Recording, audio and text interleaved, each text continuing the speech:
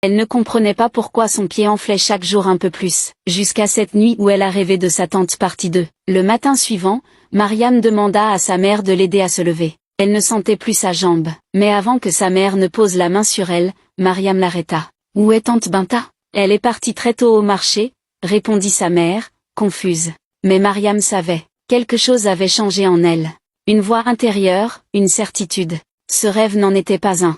C'était un message. Malgré la douleur, elle insista pour qu'on la porte chez un vieux marabout du village d'Aax en grave côté. Un homme craint, car il ne parlait que lorsque les morts lui parlaient. Dès qu'il vit Mariam, il murmura « L'œuf que tu as écrasé, ce n'était pas un hasard. Ta tante a échangé ton avenir contre la richesse de son fils, ton pied pour son commerce, ta vie pour sa lignée. » Mariam sentit sa gorge se serrer. Elle tomba en larmes. Mais le marabout ajouta « Tu as survécu parce que ton âme est protégée. Mais il faut maintenant rompre le pacte, avant que ton cœur ne cesse de battre. » Un rituel fut organisé.